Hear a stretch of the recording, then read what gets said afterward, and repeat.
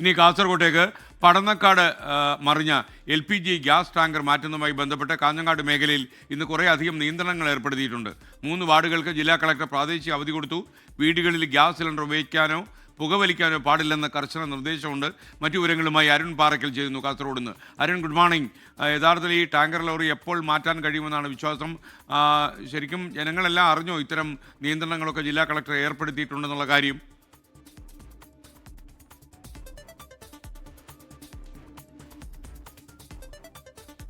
എസ്കെൻ, very good morning. എസ്കെൻ, ഇന്നലെ 12:45 കൂടിയാണ് ഈ പടന്നക്കാട് വെച്ച ടാങ്കർ ലോറി മറിഞ്ഞത്. ഇന്നലെ വൈകുന്നേരത്തോടു കൂടി നിയന്ത്രണങ്ങൾ ഏർപ്പെടുത്തിയത് ജില്ലാ ഭരണകൂടം പറഞ്ഞിരുന്നു. നമ്മൾ ആ സമയത്ത് തന്നെ ജനങ്ങളെയൊക്കെ, പ്രേക്ഷകരെയൊക്കെ ഈ കാര്യം അറിയിച്ചിരുന്നു.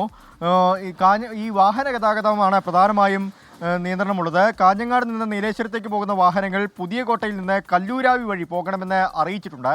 തിരിച്ച് നീലേശ്വരം ഭാഗത്തു നിന്ന് കാഞ്ഞങ്ങാട്ടേക്ക് വരുന്ന വാഹനങ്ങൾ മടിക്കൈ, കല്യാൺ റോഡ്, ആലൈ വഴി കാഞ്ഞങ്ങാട്ടേക്ക് എത്തണമെന്നാണ് പോലീസ് അറിയിച്ചിരിക്കുന്നത്. ചരക്ക് വാഹന ഗതാഗതം ഇന്ന് രാവിലെ 9 മണി മുതൽ പൂർണ്ണമായും നിർത്തിവെക്കും. ഈ ടാങ്കർ ലോറി മറ്റൊരു ടാങ്കറിലേക്ക് ഈ പാചകവാതക ഗ്യാസ് മാറ്റുന്നതിന് ശേഷം മാത്രമായിരിക്കും അതുവഴിയുള്ള ഗതാഗതം പുനഃസ്ഥാപിക്കൂ എന്നാണ് അറിയിച്ചിട്ടുള്ളത്. ഒപ്പം ജില്ലാ ഭരണകൂടം കാഞ്ഞങ്ങാട് സൗത്ത് മുതൽ ഐങ്കോത്ത് വരെയുള്ള 18, 19, 26 വാർഡുകൾക്ക് ഇന്ന് പ്രാദേശിക അവധി പ്രഖ്യാപിച്ചിട്ടുണ്ട്. വിദ്യാഭ്യാസ സ്ഥാപനങ്ങൾ ഉൾപ്പെടെയുള്ളവയ്ക്കാണ് അവധി പ്രഖ്യാപിച്ചിരിക്കുന്നത്. ഈ സമയം 9 മണി മുതൽ വീടുകളിൽ ഗ്യാസ് സിലിണ്ടർ ഉപയോഗിക്കാൻ പാടില്ല, പുകവലിക്കാൻ ഈ പ്രദേശത്ത് ആരും തന്നെ പുകവലിക്കാൻ പാടില്ല എന്നും അറിയിച്ചിട്ടുണ്ട്. ഇൻവെർട്ടർ ഉപയോഗിച്ചുള്ള വൈദ്യുതിയോ മറ്റു ഉപകരണങ്ങളോ പ്രവർത്തിപ്പിക്കാൻ പാടില്ലെന്ന കർശന നിർദ്ദേശം ജില്ലാ ഭരണകൂടത്തിൻ്റെ ഭാഗത്തുനിന്ന് നൽകിയിട്ടുണ്ട്. ഈ സമയത്ത് വാഹനം സ്റ്റാർട്ട് ചെയ്യുന്നതിനോ വീഡിയോ ചിത്രീകരണത്തിനോ അനുമതിയില്ല.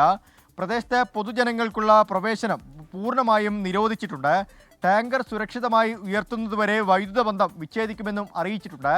9 മണിക്ക് ശേഷമായിരിക്കും ഈ കർശനമായ നിയന്ത്രണങ്ങളൊക്കെ തന്നെ ഉണ്ടാവുക എന്നാണ് ജില്ലാ ഭരണകൂടം അറിയിച്ചിരിക്കുന്നത്. SKN ഒരു 3 മണിക്കൂറിന് ശേഷം ഈ ടാങ്കർ ലോറി പൂർണ്ണമായും മറ്റൊരു ലോറി എത്തി ഈ വാതക ഗ്യാസ് അത് ആ ലോറിയിലേക്ക് മാറ്റാൻ സാധിക്കുമെന്നാണ് ഇപ്പോൾ അറിയിച്ചിരിക്കുന്നത്. നിലവിൽ അവിടെ പ്രശ്നങ്ങളൊന്നും തന്നെയില്ല, ഈ ഗ്യാസ് ലീക്കൊന്നുമില്ല.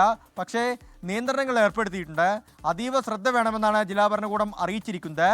NDRFിൻ്റെയും ഫയർഫോഴ്സിൻ്റെയും ടീം ഇപ്പോൾ ആ സ്ഥലത്തുണ്ട്. SKN.